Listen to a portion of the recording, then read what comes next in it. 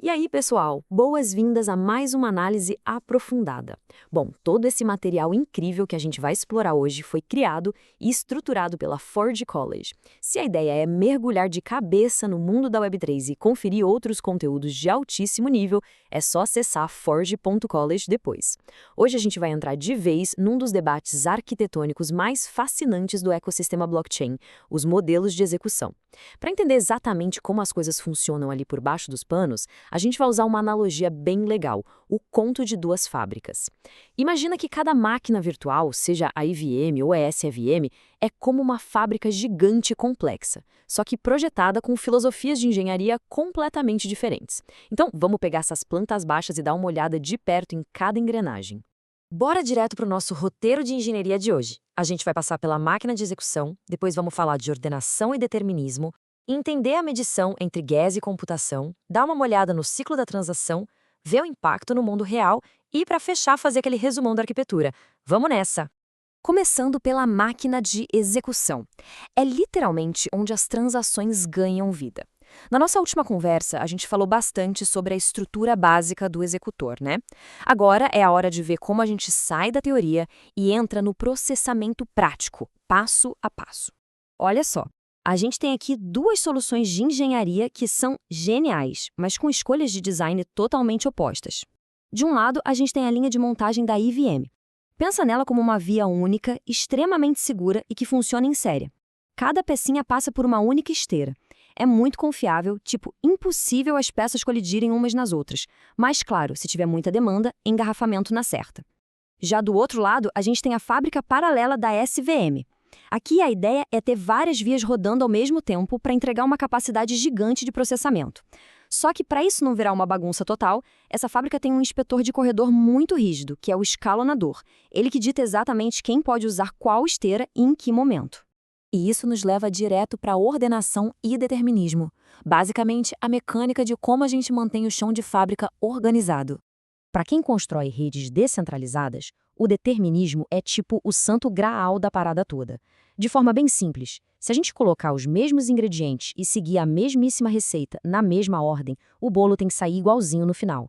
Não importa quem está rodando essa fábrica, se é um servidor lá na Ásia ou aqui no Brasil, o resultado depois de processar um bloco de transações tem que ser exatamente o mesmo. Se não for assim, não tem consenso, e aí a rede inteira entra em colapso. Isso ilustra perfeitamente como cada sistema atinge o determinismo. A IVM resolve isso botando todo mundo numa fila indiana bem rígida. Entra uma transação, ela muda as coisas e só aí a próxima pode andar. É um traço único e totalmente sequencial. A SVM, por outro lado, resolve isso com muito planejamento antes da ação. Antes mesmo de ligar qualquer máquina, a transação tem que declarar tudo o que ela vai usar. É como avisar, olha, eu vou usar a ferramenta X para mexer na peça Y. Com essa declaração na mão, o escalonador cria um mapa super seguro para deixar várias coisas rodarem ao mesmo tempo, sem que um processo atropele o trabalho do outro. Avançando para a medição, gás versus computação. Vamos ver como essas máquinas cobram pelo trabalho pesado. É aqui que os modos de falha ficam muito interessantes. Na IVM, a gente usa o famoso gas. Funciona bem como um carro mesmo. A gente pisa no acelerador e vai queimando combustível instrução por instrução. Se o gas acabar no meio da viagem, a máquina simplesmente cancela tudo, te joga de volta para o ponto de partida, mas fica com o dinheiro do combustível que já foi gasto. Que fase, né? Já a SVI usa as unidades de computação, que tem uma pegada bem diferente.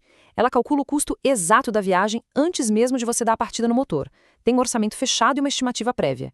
Se a transação for estourar esse orçamento, ela já é barrada na porta. Isso poupa muitos recursos valiosos da execução paralela.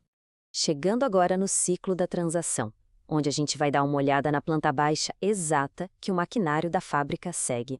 Esse aqui é o loop sequencial da EVM. Tem até uma certa beleza de tão simples que é. Primeiro, a máquina tira uma foto, um snapshot de como o mundo está naquele exato momento. Segundo, ela roda a transação e vai consumindo gás. Terceiro, se tudo der certo, ela faz o commit, confirmando as mudanças de vez no banco de dados. Mas olha só o passo 4. Se der qualquer erro no caminho ou se o gás acabar, ela simplesmente amassa o papel, joga fora e volta para a foto inicial. É uma via só, um caminho claro e um botão de desfazer perfeitamente garantido. Agora pega o rascunho do executor paralelo da SVM. Dá para ver que exige uma preparação bem maior, né? O passo 1 é analisar detalhadamente todos os conjuntos de acesso das transações daquele bloco. No passo 2, o escalonador faz a mágica acontecer. Ele agrupa as transações que não vão brigar entre si pelos mesmos dados. Aí no passo 3 é que o show começa de verdade. Todas essas transações isoladas rodam ao mesmo tempo, de forma concorrente, aproveitando vários núcleos do processador. E por fim, o passo 4 garante um commit determinístico. Como as contas foram isoladas desde o comecinho, não tem o menor risco de uma gravação simultânea atropelar a outra e corromper os dados. E o ponto crucial de tudo isso é o impacto no mundo real. O que essas abstrações significam na prática para quem está construindo aplicativos? Para ficar bem claro, vamos colocar isso num cenário do dia a dia. Imagina duas carteiras, a A e a B. As duas tentam interagir no exato mesmo milissegundo com uma conta compartilhada, que a gente vai chamar de conta X. Só que, ao mesmo tempo, elas também estão atualizando contas totalmente independentes, que são as contas Y e Z. O que acontece dentro das nossas fábricas num caso desses? A diferença de performance salta aos olhos. Sob a contenção da EVM, não tem negociação. Vai todo mundo para a mesma fila. As contas X, Y e Z vão ser atualizadas estritamente uma de cada vez, o que obviamente aumenta a latência se a rede estiver lotada.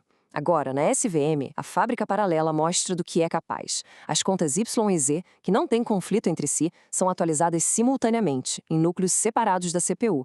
Enquanto isso, a conta X, que é o alvo da disputa, vai ser agendada certinho para não dar problema.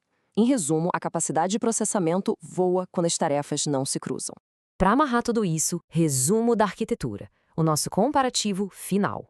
O que é realmente interessante de observar nessa tabela é como ela entrega um raio-x completo dessas duas filosofias. Na ordenação, a EVM é super rígida com a sequência em série, enquanto a SVM foca num agendamento inteligente para liberar o paralelismo. No determinismo, a EVM se garante rodando um processo por vez.